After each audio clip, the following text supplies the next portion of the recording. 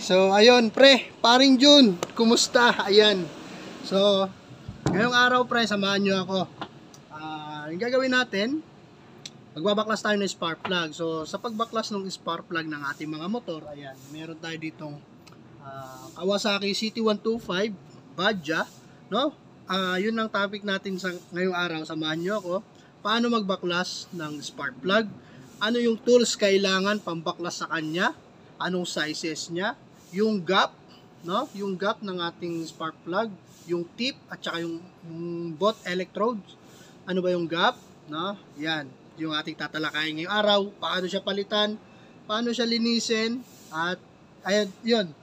I-check na rin natin yung kanyang spark plug reading. Tara, samahan niyo ako. Eto. Yun, no. Matagal tayo hindi nagkita, pre. Tapos ayun, ito yung ating topic ngayon. Kung paano siya palitan, yan, pasok yan dito. Paano magpalit ng spark plug, ano yung tools na kailangan, at paano na rin ito i-check, linisin, at yung spark plug reading at spark plug gap. Yan. Okay, so sa pagpalit ng ating spark plugs, no, meron tayong kailangan tools na ito. Spark plug wrench. No, meron tong size, kaya magkabilaan kasi yung size ng ating spark plug dalawang klase, no? So kung di magkakamali, meron itong 16 mm at meron din 14 mm. Minsan yung pang 100, 125 isa lang ang size. Yung pang 150, 175, 200 cc mas malaki. Yan, ganun yan siya. Kaya dalawang sizes niyan. Ito, dalawa ito. Magkabilaan. Yung isa hindi kasya. Sa kabila, pasok siya. Maaari ito yung 16 mm para sa mga 125. Iba, may mas maliit pa dyan. At, maliban doon, meron din long tip at saka yung short. Meron mas maiksi nito. Pero parehas lang sila na sukat. Meron po ganon. Ngayon, ito yung ating kakailanganin. Ito, pambaklas natin. Tsaka yan. Ito, pwede panglinis natin yan ng carbon. Ito naman, wala tayong filler gauge, pero ito, ginagamit na to noon pa. Yan. Sa pagbaklas nito, pre, yan, ugutin mo na to. Ito yung spark plug cap, swako, tawagin ng ilan. Tapos, yan yung spark plug natin. Yan. Sa pagbukas, counterclockwise lagi, no? Lahat ng bubuksan natin na tornilyo, bolts and nuts, yan, counterclockwise. Then, pag naluwagan na, kaya na ng kamay. Yan.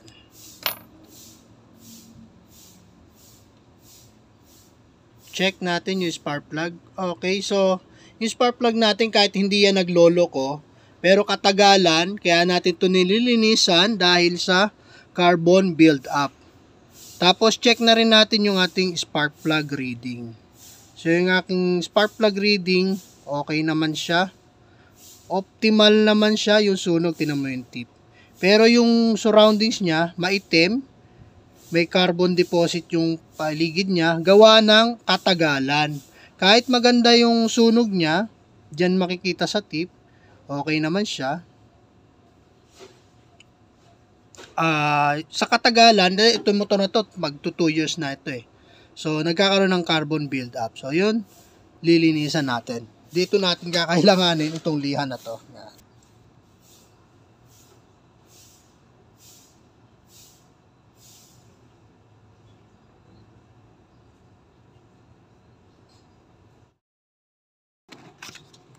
Okay. Yan, yung tip. Suksok lang natin ito dyan. Kahit di naman pumapalya yung makina, wala naman delay. Pero yung spark plug natin, gawa nga ng meron silang maintenance, preventive maintenance, ito yung ating sinasagawa. Kailangan natin sila linisin para mas maganda yung deliver ng kuryente, mas maganda yung performance doon sa kanilang combustion. Maganda yung performance ng takbo ng ating mga makina. Okay, ganun lang siya kadali linisin, no? Tapos, okay na.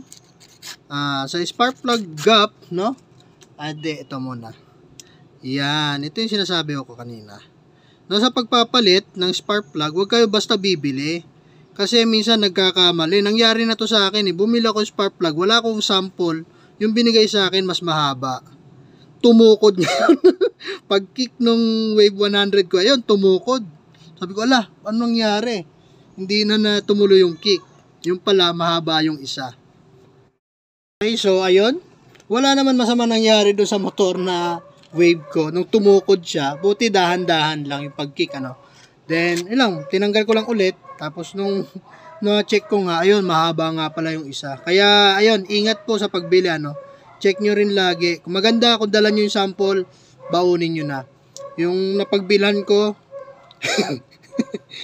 alam ko sa kanya bago pala ako nun, di ko alam ako ideya dati na may mahaba pala nito at meron pala maiksi. Merong mataba, meron ding hindi. Kaya sabihin nyo kung anong modelo, panagkamali pa rin, kanila na yon. Siyempre, ingat din talaga. So, yun, dito, yung gap niya, ito pre, kwento ko na lang din. Ito dati, naririnig ko na ito noon pa. Ito, yung gap natin sa spark plug, may sukat din po yan. Kapag pang 100, 125, iba yung gap. Pa 150, 175, 200cc, iba din yung gap. Depende sa brand din ng spark plug, no? Pero ang standard, meron yan 0.7 to 0.8 mm. Meron din 8 to 9 mm. Yan. Ngayon, ito yung sa driver namin dati. Meron kaming tricycle noon na pinapasada. 2 unit yon. Ang kinikwento nila lagi, pag naglilinis siya ng spark plug, may baon sila lagi ng ganito. Blade ito ng lagari sa bakal. Yan. Diyan nila lagi sinusukat. Kapag na medyo malayo, meron pa siyang gap. Ginagawa, papaluin mo siya papasok.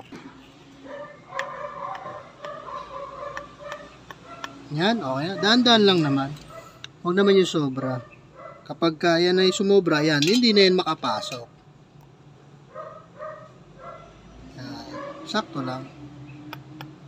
Yan. Okay na yan. So, ano pa nga ba? So, ayun. Siguro, okay na ito. Balik na natin, ano? So, na-discuss natin yung tools na gagamitin para pagbaklas ng ating spark plug. Ayan, meron tayo nito. 14mm tsaka 16 socket wrench. No, ito. Kailangan nyo yan. Tapos yung spark plug, alam naman natin, merong long tip at saka merong short tip. Baunin nyo yung luma. No? Tsaka sa brand, depende. Bahala na kayo. Meron ditong Denso. Ito naman isang gamit ko. Puro pa to stock. Bosch. At saka meron pa NGK. Marami pang iba. Platinum, Iridium.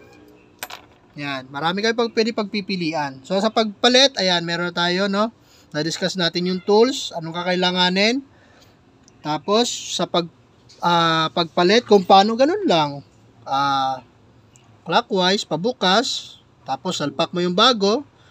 Counterclockwise yung pabukas. Salpak mo yung bago papalit. Tapos, ito naman.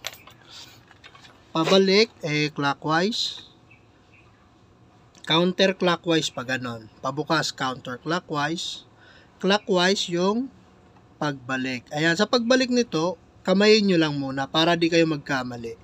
Kasi pag yan ay pumapalag, kumukontra, ibig sabihin, nagkamali ng pasok. Nangyayari yon, yung pagpasok mo pa lang, di ba may trade yan.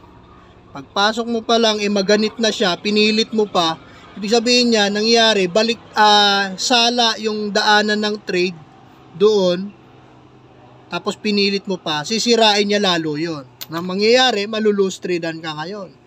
Yan. Kaya, pagpasok niyan, kakamayin nyo lang muna. Pag di na kaya, hand tight lang naman to. Ito, hindi to gano'ng inihigpitan, ano. Okay na yung bahagya lang. Tapos, yun lang. Okay na. Okay na yan. Hindi naman kailangan yan mahigpit. Huwag lang maluwag. Kasi, sa vibration, minsan, luluwag pa lalo yan. Then, kapit nyo na yung spark plug cap. Tapos, check na natin kung okay na ba siya. Check natin. Kawasaki. Yun, no? One click. Malamig ang makina, pero one click siya. So, isa lamang ito sa mga basihan na okay yung ating spark plug. Maayos siya.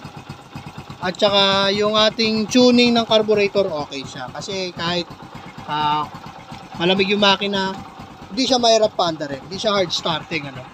So, yun lang. Sana may naiambag kahit pa paano preno. Sa susunod muli. Salamat pre. God bless sa lahat. Bye-bye.